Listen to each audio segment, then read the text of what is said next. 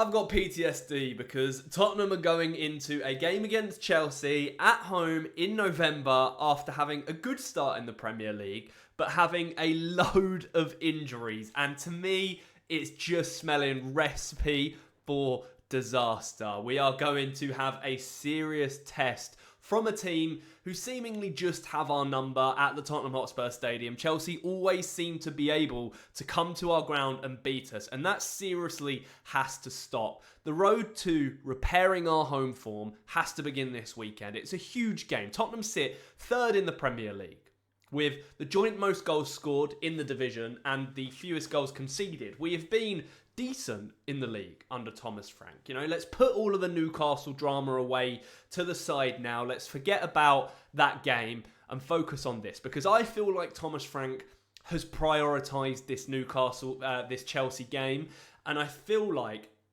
we're going to obviously put out a much stronger team, and we're going to give it everything we've got to avoid a repeat of what we had in Ange Postecoglou's first season. Now, for a tiny bit of context, for those of you that may not remember, we went into the Chelsea game off the back of 10 games unbeaten in the Premier League. We sat at the top of the league and everything unravelled. Mickey van der Ven came off with a hamstring injury that ruled him out for a long, long time. Romero got himself sent off in the game, as did someone else, I believe. So we played with 9 men against Chelsea, and we played that notoriously high line with 9 men, and Chelsea took full advantage of it. Despite the fact that we started really well, we scored, and then we had a second goal ruled out by VAR. So it was kind of a bit of a tipping point for us in our season. And this game, 2 years later, has the same sort of feel. Now, we all know that against Chelsea, it gets a little bit feisty. It's a big rivalry. Both teams want to beat each other as badly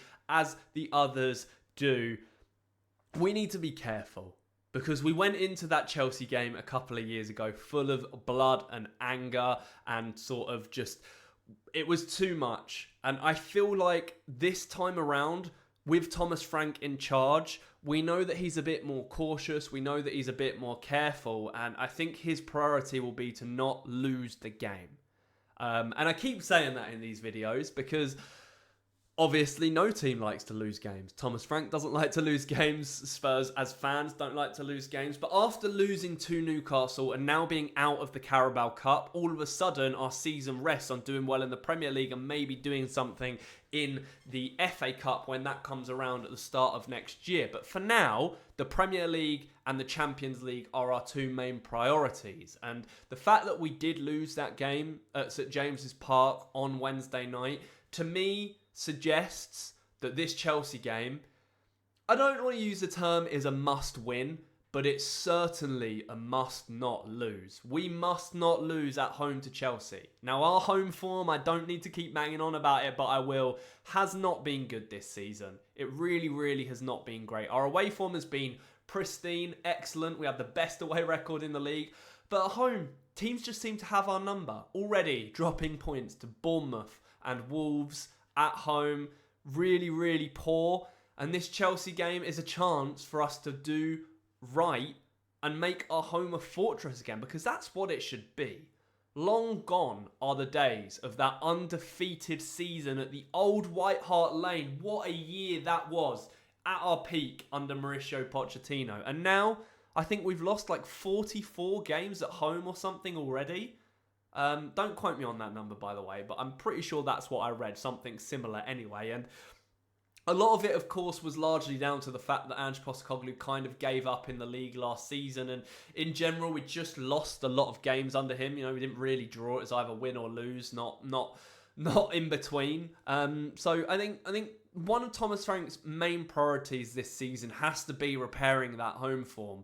And so far, it's not really worked.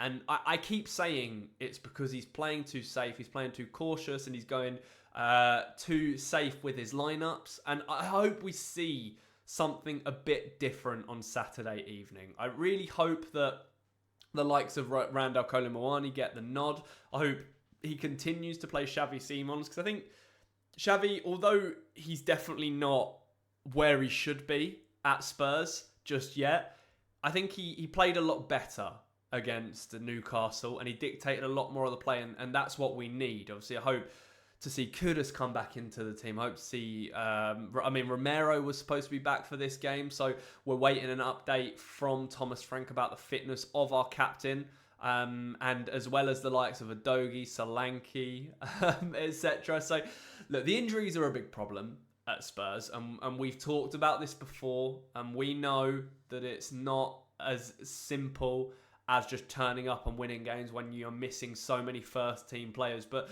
in my opinion, this Chelsea team are beatable.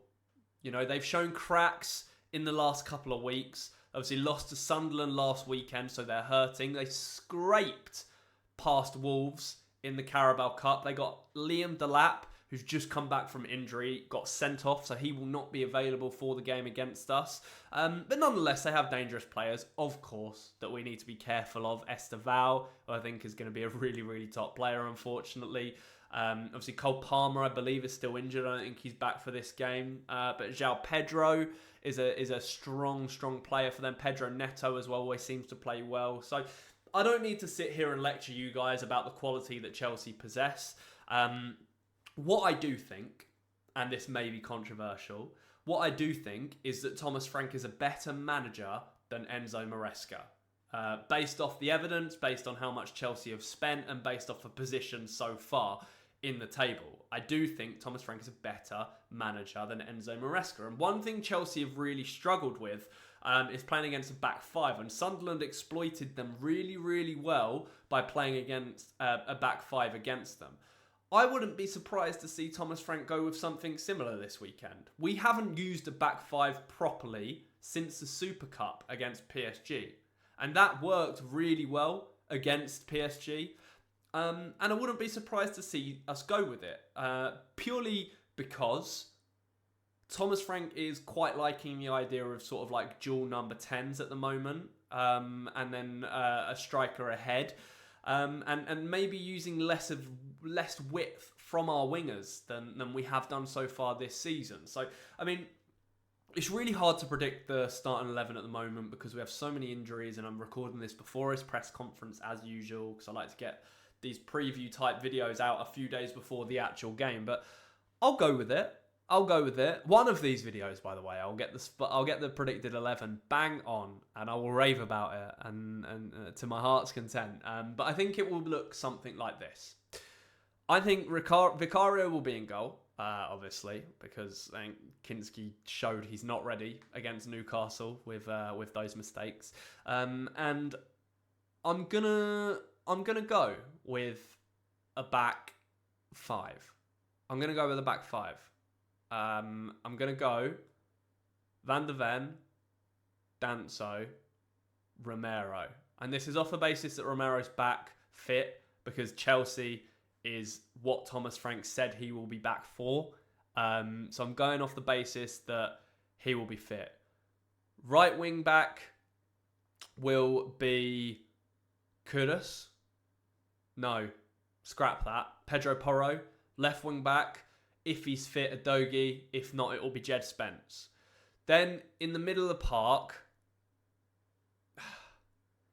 see, I think he'll still go with Bentancur and Paulinho. So, I mean, I'll put them in with Xavi in the number 10. And then ahead of him, I'm going to go Randall Kolo Muani and Mohamed Kudus. And Kudus might drop into a bit more of a 10 role alongside Xavi Simons. So I quite like that shape and that lineup, to be honest with you. I mean, there's an argument that Bergvall should maybe start or Sarr, but I wouldn't be surprised to see him change shape for this one. You got to be brave sometimes, and he hasn't done that so far at home. So converting to this, playing a formation we know Chelsea struggle against, I think is the smart thing to do, and then we can exploit them because their defence is vulnerable.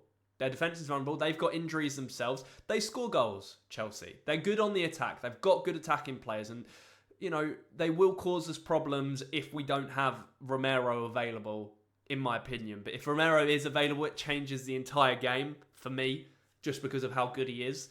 But using the width of the wing-backs in whether it be Udogie and Porro, whether it be Porro and Spence, I think will allow us to get more balls into the box and pin them back a bit more into the final third.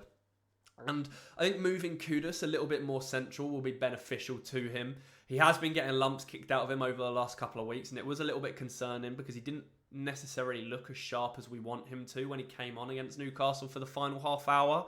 But I'm hoping he shakes that off for the weekend. And then pair him with Kolo Muani, who I think has been really, really good in the cameos after this side of the international break. And I think we have a good team there. I really, really do. We need Xavi Simons to have a good game. But the reason I think Xavi Simons might have a good game this time is because he's playing the team that messed him around in the summer. He was on course to join Chelsea the entire summer. Chelsea were just waiting and waiting and waiting. And then he got tired of it and he joined Tottenham. So I think he has a point to prove in this game. And I feel like this is going to be the arrival of Xavi Simons. I genuinely think he is going to show us what we've paid this money for against Chelsea with his first goal, and he's going to really dictate the play. He's grown into this team more and more over the last few weeks, and I think it is his time. I truly, truly do.